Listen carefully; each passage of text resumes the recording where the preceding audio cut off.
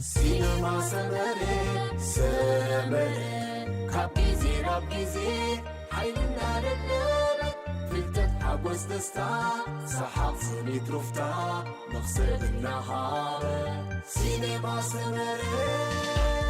سلام كميت أنيحكم زخبركم تخطهتلتنا أب channel سينما سمرة زقربو زيناتا سبورت إنا حزنا قريبنا زلنا نمكتتالكم بأخبروت إن عدمنا أقدمنا كم وترو شير لايك سابسكرايب بمقبار كتدقاقفنا أنا تلابنا نعملو تحستوه كنسكركم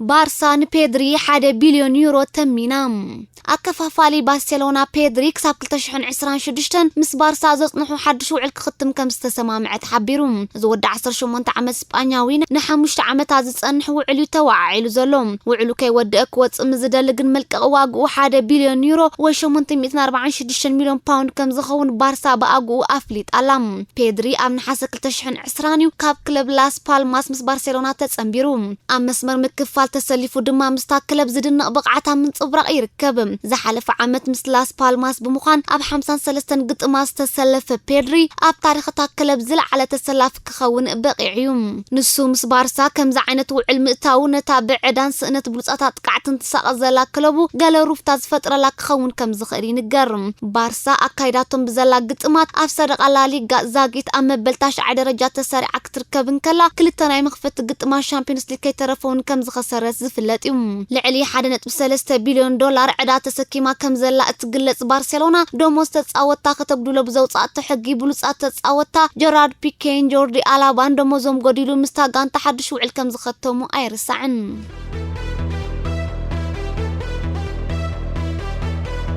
روبرت لواندوسكي مس مانشستر سيتي كود يخئلي وكيلو نيات قعت صمات كم زلوا بتدغاغام اتقل زلا مانشستر سيتي ابت قاع بورسيا دورتمن هالاند زنبرات تسفانا مقهمو بصيحلو اب زلو غزي طمت انابت بلوصات قاع بايرن مونيخ زخونه لواندوسكي غيرا كم زلا تفليطوم مانشستر سيتي مس وكيل لواندوسكي تغبرو بصنح زرب كا ات بولنداوي مصا معلبيو افسيت كخون كم زخئل اميتوم ود 48 عام اسبانيا غوارديولا كاب زحلف كرمت تحيزو حدشات قاعن مفرام غزف متنا غنزب سليعو اب حال صعر كم صنح يزغلصم غوارديولا اب زحلف كرمتي نرويجاوي ود 21 عامت هالاند مفرام تسفا مسانلو تقلاطيفو هاريكين كفرم حيال قاسكوا تغبره اتزرب طنقو بزي تفلط مخنيات غوارديولا ايدو نغيفو كم استرفا ايرسعن حج دما زعوتلو زمسل طمتنا لواندوسكي غيرو يركبالوم وكيل لواندوسكي زهافي سبورت بيل ابز غبرو قال محسد لواندوسكي نابسيت كغعزلو تخلو زلعلو كوينو كم زل اميتو سيتي دلاتولا نسو دما دليوالو سلازا امونغو زخونه تزياغاطيمو معلبيو امير اتحاد كيكون ايكترفني دما يبل زهافي مانشستر سيتي نزنوح عمتات كتقامتلو صنحتات قعي زوناون مطنك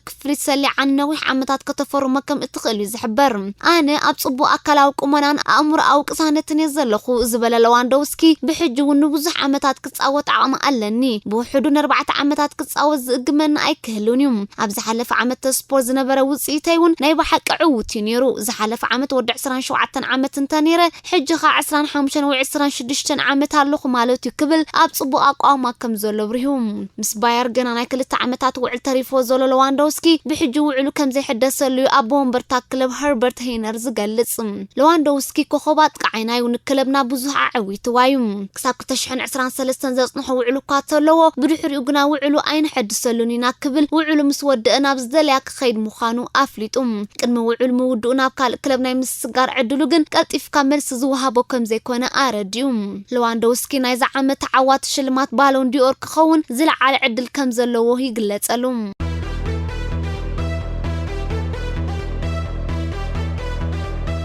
سترلين كمانشستر سيتي كوص كم زدل تزاريبوم أتقعي مانشستر سيتي راهيم سترلين كاب كلب وصيونا بكالوت كلبات كغعز كم زدل تزاريبوم اتنجليزاوي اب عمت سبورت 2020 زنقات بقعت بزي من صبراقو اب تانجليزاوي كلب بزح كم زي ما امو يزحبر مسيت زلو وعلك ختم تحت كلت عمتات تاريفو زلو سترلين كساب حج بزعبا وعلو زنا وحل مدرخ يكون طلب كم زي تفطرلو يزحبر اذا خامص ايو اب سيتي ام ملكت حتو زوت سلو زخونه باغو تفانينا بكالوت كلبات كغعز بهاج كم زلو اب تزهبو قال ارديوم بزعبا ምምጻእዩን ፈለማ ግዜ ዝተዛረበ ስተርሊን ዕላምኡ ብዝለዓለ ደረጃ ብዙሕ ግጥማት ምስላፍ ምዃኑ ብምግላጽ ኣብ ማንቸስተር ሲቲ ቦትኡ እንተተዋሒስሉ ክቕጽል ድሌት ከም ዘለዎ ዘእንፍት መግለጺ ሂቡ እንተኾነ ኣብ ልዕሊኡ ገና ንጹር መግለጺ ዝሃበ ዘላ ሲቲ ሓዲግ መታን ከይተትርፎ ቀልጢፋ ዕድል ክትከፍተሉ ጸዊዑ እዚ ይኹን እምበር ብሉጽ ኣጥቃዓይ ተቋም ዘላ ሲቲ ንስተርሊን ከተፋንዎ ከም እትኽእል እዩ ዝሕበር ዘሎ እስራኤል ዋንጫ ዓለም 2030 ከተእንግድ ፕሬዝዳንት አህጉራዊ ማሕበር ኩዕሶ እግሪ ዓለም ጃኒ ኢንፋንቲኖ እስራኤል ግጥም ዋንጫ ዓለም 2030 ከተእንግድ ተኽእሎ ከም ዘሎ ከም ዝገለጸ ቀዳማይ ሚኒስተር እስራኤል ቤነት ሓቢሩ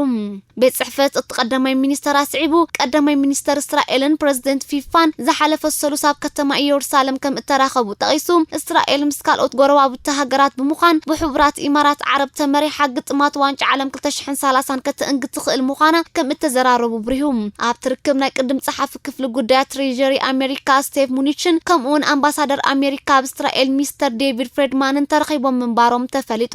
ሙኒችን ፍሬድማንን ካብ ላዕለዎት ሓለፍቲ ምምሕዳር ትራምፕ ዝነበሩ ኮይኖም ነቲ ሰላም ማእከላይ ምብራቕ ንምምጻእ ተጀሚሩ ዘሎ ብኣብርሃም ኤኮርድ ዝፍለጥ መስርሕ ኣብ መንጎ ሃገራት ዓረብን እስራኤልን ንቡር ዲፕሎማስያዊ ዝምድና ንምምላስን ቀጻሊ ርክባት የካይዱ ከም ዘለዉ ዝግለጽ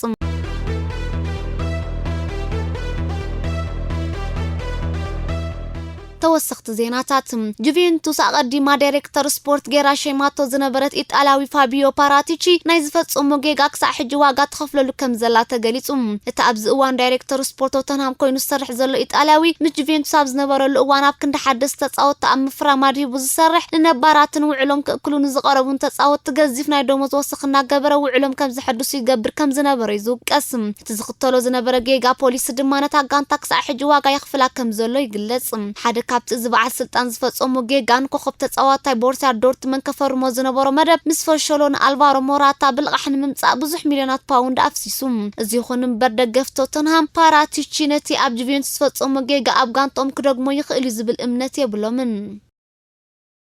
ቤት ፍርዲ ፈረንሳ ኣብ ዝሓለፈ ቱር ዲ ፍራንስ ኣብ ልዕሊ ተቐዳደምቲ ዓብ ሓደጋ ዘሰዓበት ሓንቲ ደጋፊት ብማእሰርቲ ክትቅፅዕ በይኑ እታ ስማ ዘይተገለጸ 31 ዓመት ደጋፊት ኣብ ቅጽበታዊ ውድድር ንተቐዳዳማይ ክለብ ጃምቦ ቪዝማ ዝኾነ ጀርመናዊ ቶኒ ማርቲን ኣውዲቓቶም ንሱ ምስ ወደቐ ድማ ብድሕሪኡ ዝነበሩ ካልኦት ብዙሓት ተቐዳደምቲ ተጸፋጺፎም ወዲቖም ሓለ ካብኣቶም ከዓ ግዳይ ከቢድን ቀሊልን መቑሰልቲ ኮይኖም ነይሮም ሓደ ካብ ተቐዳደምቲ ዲኤስኤም ውን ነቲ ዘጋጥሞ መቑሰልቲ ክጻወሮ ስለዘይከኣለ ጸወቱ ቋርጽ ተገዲዱ ነይሩ በዚ ድማ እታ ሰርናይ ዝኩሉ ሓደጋ ዝኾነ ሰበይቲ ንህይወት ብዙሓት ተቐዳደምቲ ኣብ ሓደጋ ዝእቱ ተግባር ፈጺም ክዝብል ክስ ተመስሪቱላ ጸኒሑ ኮይኑ ግና ነቲ ጀርመናዊ ተጻዋታይ ብወዝ ብደኣምበር ኮኔላ ከተውድኦ ከም ዘይተበገሰ ዘረጋግጽ መርትዖ ስለ ዘቕረበት እቲ ቤት ፍርዲ ኣብ ልዕሊ ኣክሕልፎ ዝሓሰበ ከቢድ መቕጻዕቲ ከትርፎ ይወሲኑ ኣብ ክንድኡ ኣብ ዝባና ዝጸንሕ ናይ 4 ወርሒ ጥራይ ማእሰርቲ በይንላ ኣሎ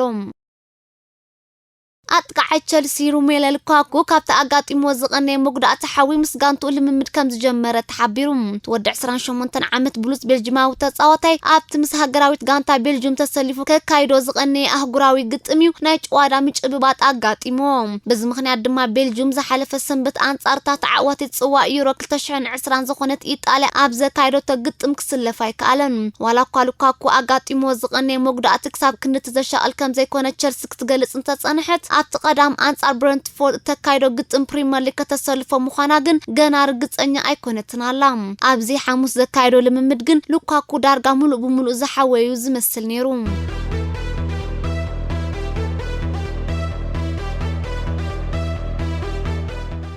ናይ ሎም ዓመት ፕሪሚየር ሊግ ብኸመይ ከም ዝዛዘም ክኢላታት ዓውደ ስፖርት ብሱፐር ኮምፒውተር ተሓጊዞም ሂቦሞ ዘለዎ ግምት ወይ ትንበያ ንማንቸስተር ዩናይትድ ከም ዘቆጣዓ ተሓቢሩ እታ ልዕሊ ደቂ ሰባት ብትኽክል ክትንበብ ከም እትኽእል ዝንገረላ ዘሎ ሱፐር ኮምፒውተር ኣብዚ ናይ ሎም ዓመት ውድድራት ፕሪሚየር ሊግ እንግሊዝ ቀዳመይቲ ቸልሲ ካልእቲ ሊቨርፑል ሳልሰይቲ ድማ ማንቸስተር ሲቲ ከም እትኸውን ያ ብቕማረታት ተሓጊዛ ተነብያ ዘላ እቲ ዘገርም ድማ እታ ሮናልዶ ኣብ ዕቑፋ ድሕሪ ምእታው ዘውዲ ፕሪሚየር ሊግ ክትደፍእ ትጽቢት ገይራ ዘላ ዩናይትድ ነቲ ናይ ሎም ዓመት ውድድራት ወላ 4 ደረጃ ሒዛ ክዛዝሞ ከም ዘይትኽእል እታ ሱፐር ኮምፒውተር ተተንብያ ምህላዋ ተገሊጹ እታ ኮምፒውተር ኣብ 4 ደረጃ ሰሪዓታ ዘላ ክለብ እታ ኣብ ምጅማር ናይ ዝዓመት ስፖርት ንኣርሰናልን ካልኦት ዓበይቲ ክለባትን ጉድ ዝገበረተን ብረንትፎርድ እዚ ናይዛ ሱፐር ኮምፒውተር ትንበያ ብልክዕ ሓቂ ኮይኑ ተተረኺቡ ድማ ዩናይትድ ኣብ ዝመጽእ ዓመታዊ ውድድር ሻምፒዮንስ ሊግ ኤውሮጳ ናይ ምስታፍ ዕድል ኣይክህልዋን እዩ መሰረዛ ኮምፒውተር ቸልሲ ኣብ ናይ ሎም ዓመት ውድድር ሓንሳብ ጥራዩ ስዕረት ከጋጥማ ኣብ ልዕሊ ሊቨርፑል ድማ ናይ 10 ነጥቢ ጋጋን ፂፋነታ ጽዋእ ክትዓትራ ተተንብያላ ባርሴሎና ኣሬጊት ስቴዲየም ኣብ ብዙሕ ክፋላቱ ነቂዑን ከሎ ኣብ ቅድሚ ኣሽሓት ደገፍቲ 21 ግዜ ኣብኡ ከም ዝተጻወተ ተሓቢሩ ሜዳ ባርሳ ካምፕኑ ኣብ 127 ዝተፈላለዩ ኣካላቱ ሓደገኛ መንቃዕቲ እኳ ጋጢሞ ተሎ ሰበስልጣን ባርሳ ግን ድሕነት ተጻወቶም ደገፍቶምን ከይዓጣጦም ኣብቲ ሜዳ ፀወታ ክቕጽሉ ከም ዝጸንሑዮም ዝኽሰሱ ዘለዉ ቀንዲ ተሓታቲ ናይ ተሸለልትነት ድማ እቲ ኣቐዲሙ ፕረዚደንት ክለብ ዝነበረ ጆሴፍ ማርያ ባርቴሙ ምዃኑ ዝተዘርግሐ ጸብጻብ ኣመልኪቱ ኣብዚ እዋን ፕረዚደንት ጋንታ ኮይኑ ዘሎ ኹዋን ላፖርታ ግን እቲ ስቴዲየም ሓደ መዓልቲ ፈሪሱ ንደገፍቲ ክሰቕጦም ከም ዝኽእል ስለ ዝገምገመ ከሎ ገና ንምጽጋኑ ተበግሶ ብምውሳዱ ተናኢዱሎም ኣሰልጣኒ ማንቸስተር ዩናይትድ ዝነበረ ሰር ኣሌክስ ፈርጉሰን እቲ ድሕሪ ነዊሕ ዓመታት ናብታ ጋንታ ተመሊሱ ዘሎ ፖርቱጋላዊ ሮናልዶ ናይ ሎሚ ዓመት ሽልማት ባሎን ዲኦር ከም ዝግብኦ ገሊጹ ፈርጉሰን ናይ ሎሚ ዓመት ሽልማት ባሎን ዲኦር ንሮናልዶ ክወሃብ ከም ዘለዎ ዝገልጽ ዘሎ ፈረንሳዊ ካሪም ቤንዜማ ኣርጀንቲናዊ ሊዮኔል ሜሲ ፖላንዳዊ ሮበርት ሌዋንዶውስኪን ኢጣልያዊ ጆርጊኒዮ ነቲ ሽልማት ከዓትሩ ብዙሓት ወገናት ትጽቢት ተነቢሩሎም ኣብ ዘለወሉ እዋን እዩ ኣብ ሰሙን እዚ ንሃገራዊት ጋንትኡ 3 ሽቶታት ድሕሪ ምምዝጋብ ኣብ ታሪኹ መበል 58 ግዜ ሃትሪክ ክሰርሕ ክኢሉ ዘሎ ሮናልዶ ነቲ ብኢራናዊ ተታሒዙ ዝነበረ ብዙሕ ሽቶታቱን ኣብዚ ዓመት ዝክሰብሮ ምኽኣሉ ዝዝከር እዩ በዚ ምኽንያት ድማ ይፈርጉሰን እዛ ናይ ሎሚ ዓመት ሽልማት ብዘይ ውልውል ንሮናልዶ ያትግባእ እናበለ ዝከራኸር ዘሎ ፖሊስ ኬንያ ንበዓል ቤት ናይታ ኣብ ገዝኣ ብኸራ ተቐቲላ ዝጸንሐት ህብብቲ ኬንያዊት ኦሎምፒካዊት ኣትሌት ኣብ ትሕቲ ቀይዲ ከም ዘእተወ ፍሊጡ እታ ኣብ ናይ 10,000 ዓለማዊ ውድድር ጉያ እግሪ ክብረ ወሰን ጨቢጣ ዝጸንሐት ኣግነስ ጀቤ ትሪፖስ ተባህለት ኣትሌት ቅድሚ 2 መዓልታት ኣብ ገዝኣ ሞይታ ተረኺባ ፖሊስ ኣብ ዘካይዶ መርመራ ድማ እታ ጓል 25 ዓመት ኣትሌት ኣብ ጎሮሮኣን ከብዳን ብስሕለት ካራ ተወጊኣ ከም ዝሞተት ከረጋግጽ ክኢሉሎም እቲ ዘገርም ድማ መበል 26 ዓመተ ልደታ ከተበዕል ናይ ሓደ ሰሙን ግዜ ጥራይ ተሪፏ ምንባሩ ተገሊጹሎም ፖሊስ ኬንያ ከም ዝሓበሮ እቲ በትቕትለ ተጠርጢሩ ዘሎ በዓል ቤታ ካብታ ሃገር ወፂኡ ናብ ጎረባብቲ ሃገራት እናሃደም እንከለዩ ኣብ ዶብ ክሕዞ ክኢሉ እምበር ከስፍትዋ ተኸታተልትና ንሎም ዝበልናዮም ትሕዝቶ ዜናታት ስፖርት ኣብ ዝፈጺምና ኣለና ከም ወትሩ ሼር ላይክ ሳብስክራይብ ብምግባር ተሓባበሩና ብዝተረፈ ሰሰናዩ